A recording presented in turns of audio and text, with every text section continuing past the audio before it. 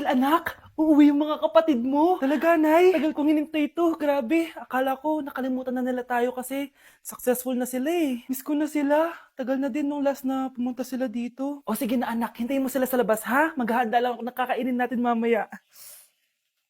Uy, Kyle, balita ko, uuwi yung mga kapatid mo ah. Opo tita. Paano niyo po nalaman? Basta! Siguro proud yung nanay mo kasi successful yung mga anak niya, no? Oo naman, tita. Nagbunga lahat ng paghihirap ni nanay sa kanila. Deserve niyo yan. Malapit nyo nang malaman ng totoo, walang sikretong hindi nabubunyag. Pasok na po ako, tita. Sige. Hello, Nay! Nandito na yung anak mong doktor, all the way from New York! Hi, Nay! Nandito na yung anak mong teacher, all the way from Central Elementary School! Hello, Nay! Nandito na yung anak mong engineer. Naiyak naman ako. Nakumpleto din kayo magkakapatid. Sana nakikita to ng tatay niyo. Masaya ako na nandito kayo, ate, kuya. Sana maging successful din ako na kagaya niyo. O siya na, kumain na kayo ha. Galing pa kayo sa malalayo eh. Wow naman, Mare. Bigatin na yung mga anak mo. Saya-saya. Oo naman, Mare. Ilang taon din akong kumayod para mapagtapos lang sila. Pero worth it naman, di ba? Teka, Mare, para mas masaya, may kailangan kang malaman. Oh, eto. Ha? Ano to, Mare?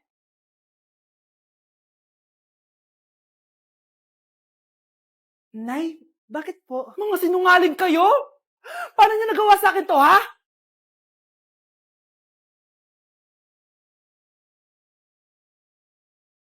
At di ko masabi na ako'y isang Darna! Darna! Darna!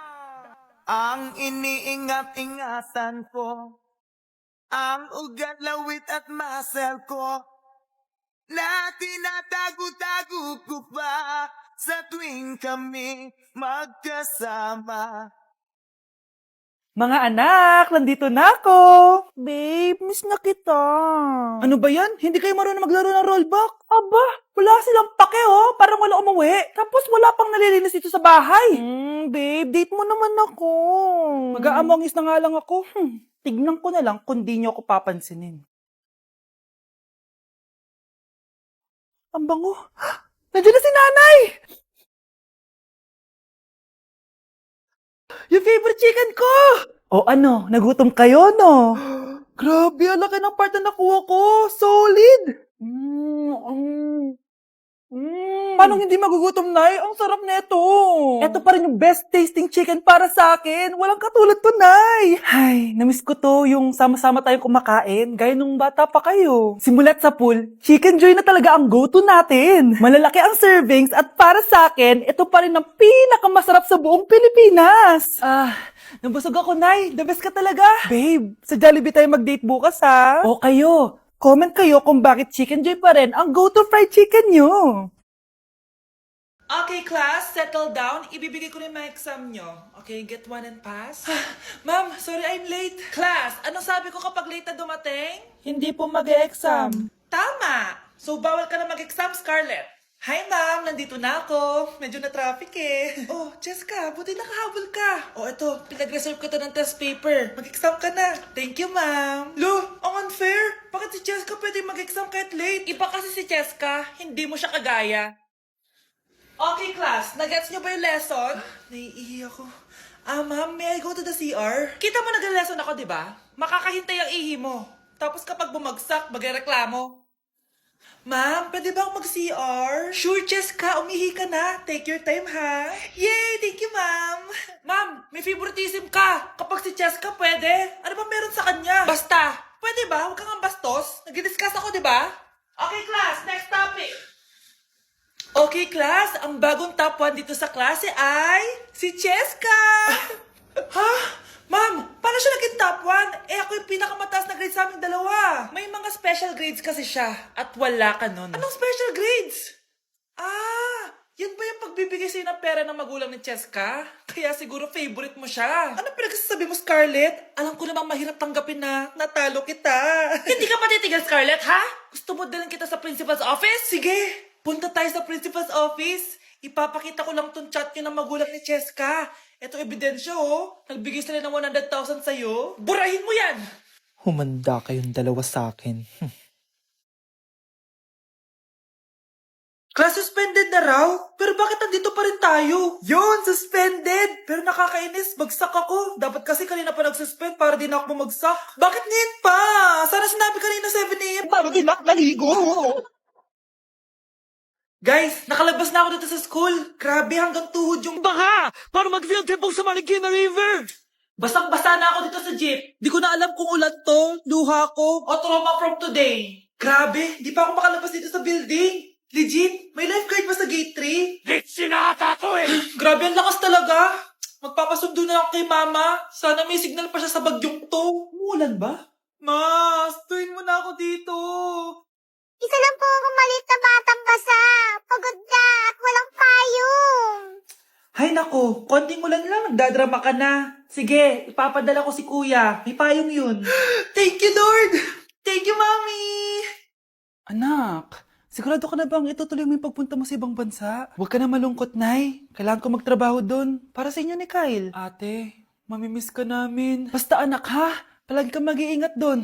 Kapag inaabuso ka nila, tawagan mo lang ako. Ano ka ba, Nay? Think positive lang tayo, ha? Sige na, baka malate pa ako sa flight ko. Bye-bye na, mamimiss ko kayo. Bye, anak. Nay, tumatawag si ate. Talaga? Hello, anak. Kamusta ka na? Nay, nakuha ko na sweldo ko. Nagpadala pala ako sa inyo, ha? Kumain kayo sa labas. Salamat sa binigay mo, anak, ha?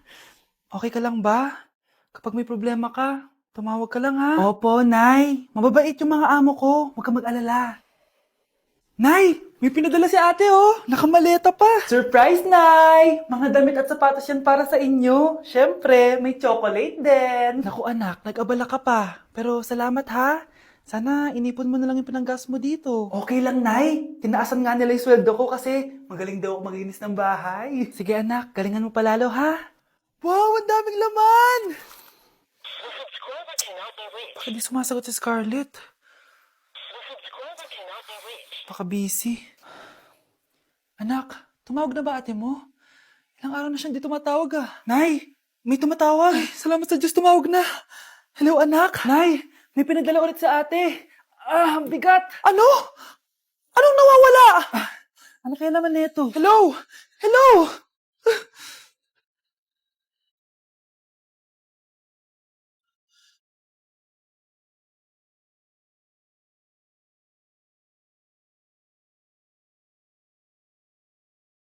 Oh, bakit may pera na naman dito?